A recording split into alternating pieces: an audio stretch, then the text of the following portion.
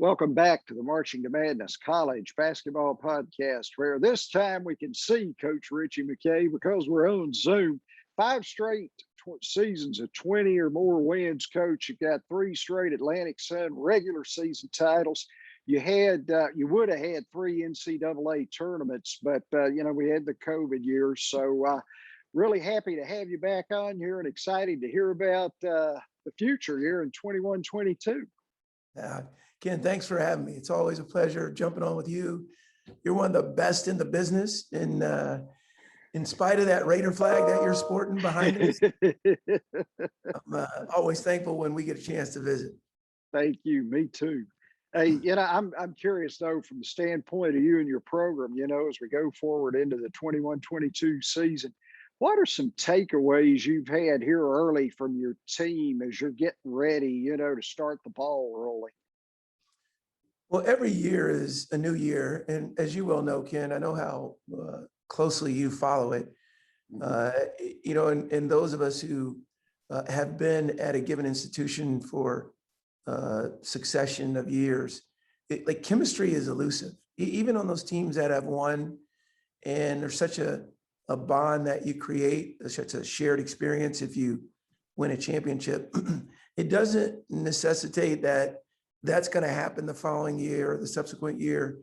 I think you got to be mindful of the little things that you build your program on, that things that are foundational and things that you really try and emphasize every day. So my takeaways would be, our team was fortunate. We got a chance to go to Puerto Rico this summer on our one in every 4-year foreign tour. Obviously missed out like every institution did last year. And that was healthy for us because we have a lot of new guys. I think 10 of our 15 on our roster are freshmen or sophomores. So I think this group is connected. We have a really special player in Darius McGhee. And there's some other guys that I think who don't get the same attention that contribute significantly to our cause. And replacing Elijah Cuffey and Chris Parker, that's still the unknown for me. But from a character standpoint, from a all in for the team standpoint, I think we're operating at a fairly high rate. I know you're pleased as well as I'm pleased to see Darius McGhee back on your team, the 5'9" diminutive point guard. That 5'9" may seem diminutive, but there's nothing diminutive about his game. No, you're right. He's sometimes I just sit back and watch and enjoy because he's unique, Ken, from this standpoint. For as talented and successful that he is, you would never know it.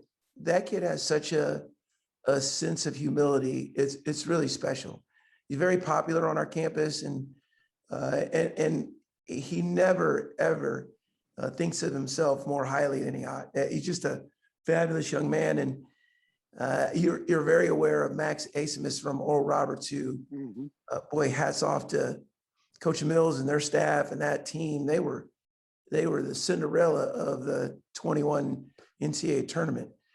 And I liken Darius' game a little bit to Asimus because Darius can get a bucket at any time. He's just so unselfish and so intent, not unlike Max, of getting his teammates involved. Yet he probably has 20 less possessions a game to do it in. If there were more possessions in a game, I think he'd probably be a little bit more of a household name, or if we were able to advance in the tournament last year, I think more people would have a familiarity and an appreciation for Darius. But I love the man more than the basketball player. He's just a tremendous young man. Yeah, 15.5 points per game, 40.8% from three last year. How has his game just grown from year to year? Is it kind of like he starts out with a game of basketball and he just adds pieces that fit him? Yeah, a really fair question. His freshman year, he had Scotty James and Caleb Holmesley and Mayo Baxter-Bell and Lavelle Cabell. So he deferred. I think he came off the bench for us and had a really good round of 32 game against Virginia Tech. Then his sophomore year, he got a little bit, he started, I think, every game. He got a little bit more aggressive on the offensive end. He improved defensively, which was necessary. And then last year, he kind of shifted to another gear. Kenny, he's a 3,000 point scorer in high school, so he's wired to score. I compare him a little bit. I grew up in Seattle. Well, went to college in Seattle, and actually worked for the Sonics as an intern. I really hope they come back. Bring back the Sonics. Right? Yes, sir. The Kraken are back, or the Kraken are in the NHL now. So I hope the Kraken. But I used to love watching a kid named Dana Barros, who was Boston College. Boston College, and he was a absolute bucket. And Darius has some of those attributes to his game. So we'll see. Like hopefully he'll keep us competitive, and I think he's got such an authentic pursuit. Works tremendously hard. I think his game has grown, but we'll see once we start tipping it up, how that's manifested in when it counts. Sidebar here as we're talking, release the Sonics now that you've released the Kraken. I'm all in. Oh gosh, I remember, just real quick, I remember Lenny Wilkins in 79, 80, and I think 78, 79, they win the world championship with Gus Williams. Dennis Johnson was on that team, it won later with the Celtics. It just doesn't even seem right that there's no Seattle Super. Downtown Freddie Brown was one of the great three-point shooters in the history of basketball. Jack Sigma, John Johnson, Lonnie Shelton. I mean, I was all the way in on the Sonics. So, and then a little bit later, there was GP, Sean Kemp, Ricky Pierce, Detlef Shrimp. Like they had a squad. They really did. They had squads. And I was an intern for the Sonics, so I literally went to almost every home game. And I think it was the 82, 83 season, or no, it wasn't that long. It was the 86, 87 season. So I'm hoping they come back one day, Ken. Yeah. Did you add anything to your like coaching career that you might have learned that season as an intern? Well, I was fortunate. I worked for a gentleman who's passed away since, named Gary Wortman. He was a scout, and he really just kind of took me under his wing. And I got to go in his office every day. We talked about player evaluations. I went to the games and would talk to him. I got to watch some practices, and so nothing that I put on my resume, so to say, but boy, that was a wonderful growth experience for me to just get a front row seat to watch an NBA team. Yeah. Back to your team, Blake Preston, a 6'9" junior from Charlotte, shot 61.3% from the floor last year, led the Flames in rebounding at 6.4 per night. Where do you see his game going now? Is he going to step up and be even more of a scorer, I think, maybe? Yeah, good question. I don't know. I mean, he did all that in, I think, 20 minutes a game. So his rebound rate per minute is significant. And, Blake has got a toughness and a physicality that are really unmatched. Yet I think he's expanded some of that offensive prowess and that you alluded to, but it's still early in the process. We've got, Micaiah Abi, who his first college game or collegiate game, he scored 19 points in the Space Coast Challenge against Purdue, and they had Travion Williams and Zach Edey. So I think Micaiah's improved as well. So they're battling out a little bit, and but I really like what Blake's done. He's been monumental for our program. Learned a great deal from Scotty James, and I do think he'll have an expanded role this year. Kyle Rode and Keegan McDowell are two more players, at forward who played appreciable minutes. How do the roles maybe change for them as well? Well, Kyle Rode is one of the most underrated players in the league, if not in the region, or maybe throughout America. He is a connector. He just has a great voice in practice. Literally has no problem taking one shot a game, or will take 15 shots a game, whatever it takes to win. So I see him having an expanded role just because he's got such ownership in the outcome. Keegan McDowell, who redshirted a year, was going to leave and decided to come back. Ken, he's just been a blessing to our team.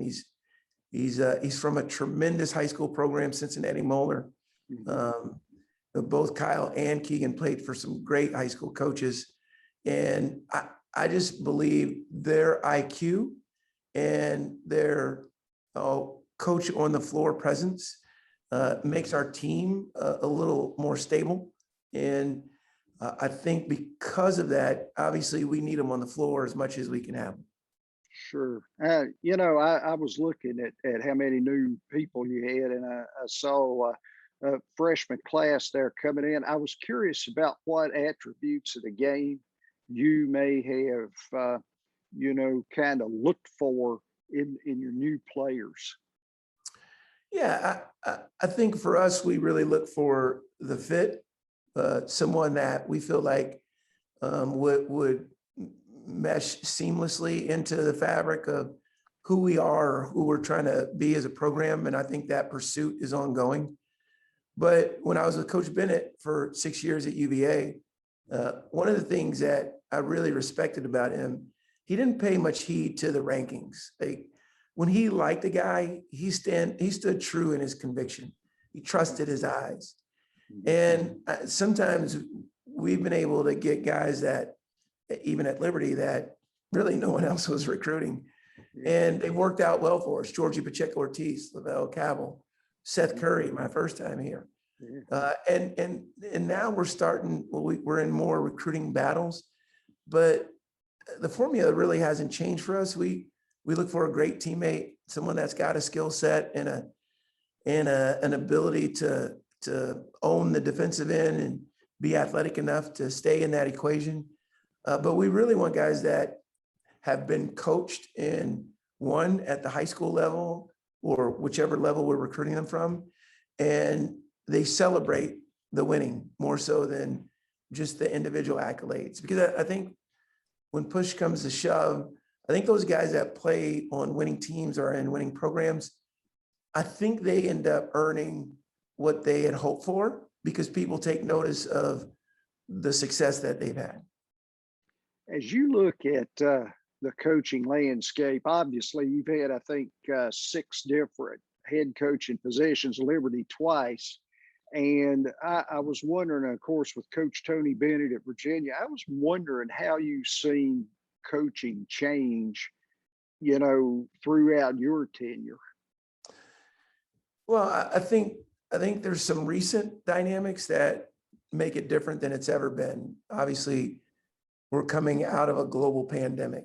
The new relaxed regulations, if you will, from an NCAA standpoint, with the adaptation of NIL, name, image, likeness, and the transfer portal and the immediate eligibility that student athletes have.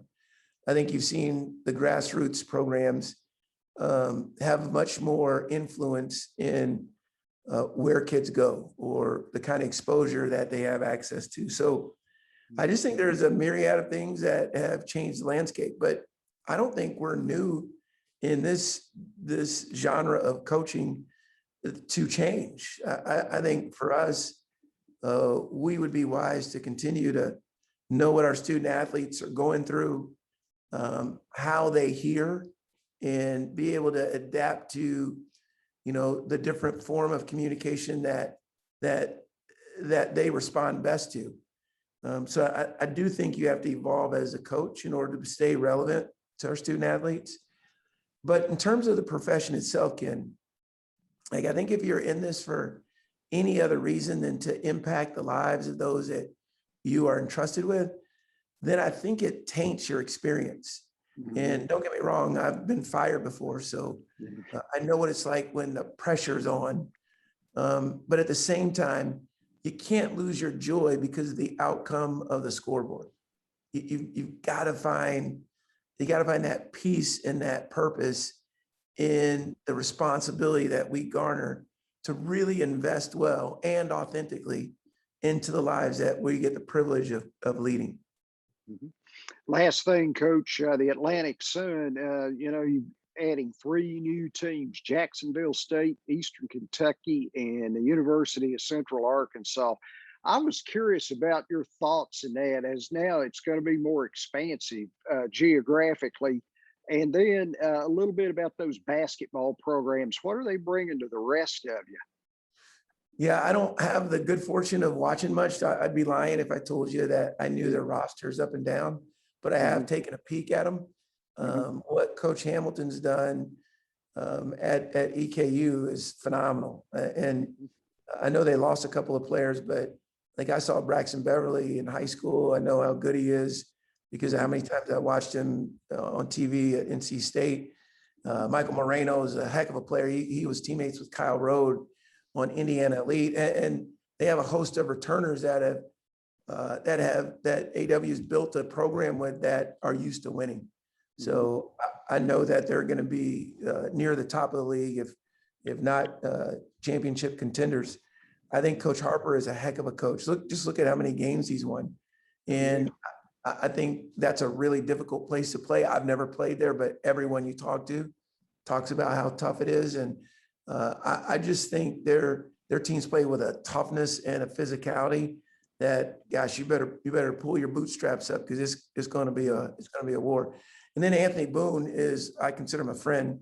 We actually coached against him when he was at Ole Miss in my first coaching game ever when I was at Portland State. So I don't know much about Central Arkansas. They seem like they're a long way away geographically, but Anthony Boone is one of the people that if he was recruiting my son, I'd be really excited. He's just a fabulous person. So I think those additions will make our league much more competitive. And you got to remember, Ken, last year we navigated through a pandemic. So sure, Michael Fly's team at FGCU is going to be way better. This is Lenny Acuff's third year. Lenny Acuff is one of the best coaches in the country. Matt Driscoll never gets enough credit. I'll tell you, Amir's got a team at Kennesaw State that I really, really think is going to be good. Scott Davenport, that was year 13 in a row of postseason for them last year. So and I'm leaving some out. I know I'm leaving some out, but and it's going to be hard. I'm telling you, this league is really competitive. So, which is good for us. I think if we do what we're supposed to in the non-conference as different member institutions of the ASUN, I think we could have a league champion that garners a really good seed because of how competitive our league will be. Coach Ritchie McKay of the Liberty Flames, one of the hot teams, no pun intended. As we look at college basketball and I guess the mid majors, the one bid leagues that people start to talk about, Liberty, is at the top of the list.